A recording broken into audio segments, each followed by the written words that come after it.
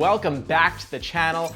I've been using my gradient light strip for a while now, and I have to say I love it. And I know a lot of you do too. I've been seeing your videos online, and that just makes me so happy.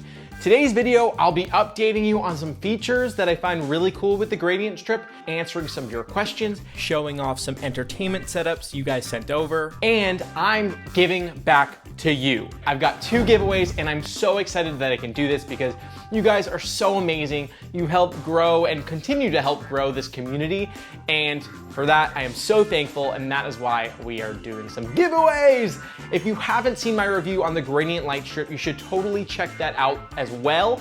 And as always, I'll be putting links to everything I bring up in the description below. They're affiliate links, so it really helps me out if you purchase through those. Let's go.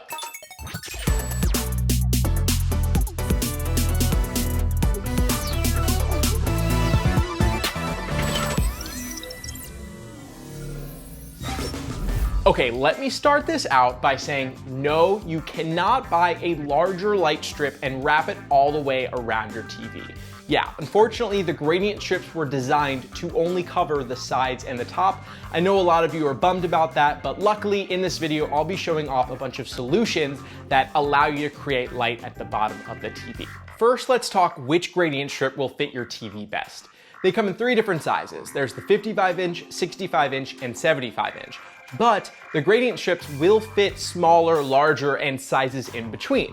For example, at our smart home in Palm Springs, we have an 85-inch QLED Samsung TV. Toby and I installed the 75-inch gradient strip. As you can see, we had to place it further away from the bezel because of its size. Luckily, its 45-degree angle allows for a ton of light to still shine out, and it looks awesome. For this setup, we're using 1 Hue play bar on each speaker and a single color LED strip at the base. A lot of you are bummed that there isn't a bottom half of the TV on the gradient strip. For me, as you can see, it doesn't really matter much, but I understand for people who have mounted TVs, you want to fix that. So I have some solutions. I asked you guys, Hue users, to send in video of your setups. That way I can show off a few different ways of going about it. First, we've got this entertainment setup from Kyle. This is a 77-inch TV. He's placed 3 Hue play bars at the bottom. I'm absolutely loving this setup, especially with those 2 bulbs on either side and those nano leaf tiles in the corner. Next, we've got a setup from Michael. This is a 74-inch TV. He's placed 2 play bars at the bottom of the TV. He didn't need one in the center because there's a speaker in the way. He's also using a Hue Go on both sides in the corners and 2 play bars by the fireplace. Next, we've got this setup from Jonathan.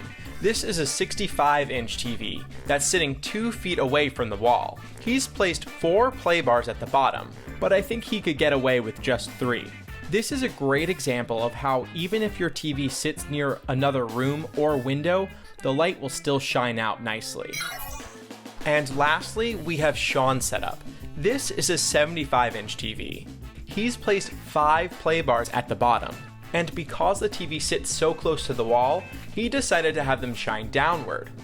Thank you so much to everyone who sent in videos. That was amazing of you, and it's got my brain going. Maybe I should be doing some more videos of like showing off people's setups. If that interests you, let me know with a like. Now, what about for those of you who have maybe a smaller TV or a size that's in between one of those 3 sizes? For that, I needed to find out what the smallest sized screen needed to be. I had the measurement of the top and sides for all 3 LED strips, but I didn't have that last side of a triangle, right? That would mean how big the TV actually is. For this, I had to go back to middle school and high school class because I had to use the Pythagorean theorem. I never thought I was gonna use this again. It was amazing. I knew how to do it. A squared plus B squared equals C squared. So I did the math, and here's what I came up with. Based off my findings, there is some wiggle room here. It's a shame that Philips didn't put these sizes on the box, but I understand for marketing needs that it needed to be very clean cut. I've also had a lot of people ask about the distance of the TV from the wall. So I tested this out, and here's what we found. As we continued to move the TV further away, more light was able to escape, and when we got to 2 feet away, it looked really great. So I'd recommend having the TV as far away from the wall as possible, up to 2 feet. but it still looks great even when it's against the wall because of its 45-degree angle. As of now, you're unable to control each of the 7 segments of the gradient strips separately. This seems to be a feature that Philips Hue is already exploring from what George Gianni told me in our exclusive interview. We talked about that and some other great stuff, so if you missed it, you should totally check it out. There is a way to have multiple colors on the gradient strip even if you're not watching TV, and that's by using third-party apps that are able to harness the Entertainment Setup API. For this, I'm using the Discotainment feature on the iConnectHue app. This feature uses beat detection to change colors to the sound.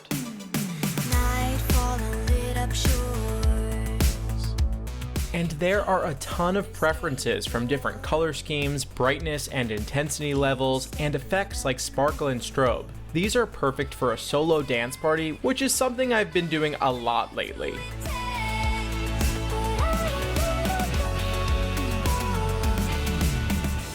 iConnectHue has some other really great abilities like multi-user geofencing and a more advanced switch and sensor editor, which I explored deeper in the Philips Hue episode of my smart home series. This leads me to my first giveaway. We are giving 3 lucky winners an iConnectHue app and a 1-year pro membership. Head over to my Twitter for my pinned tweet to find out how to enter. And that's not all. I've also teamed up with Philips Hue to give away an ultimate movie night package that includes a starter kit of the Hue play bars. Yep, you can put those at the bottom of your TV, and some other goodies and snacks to enjoy your movies. Make sure you head over to my Instagram to enter for that. That is all I've got for you guys today. Happy Thanksgiving. Please be safe. As always, make sure you guys give this video a like if you enjoyed it, learned something new. You should totally subscribe, click that bell for alerts, that way you know when my videos drop. And until then, why don't you check out some of my other smart home videos like this one, or that one.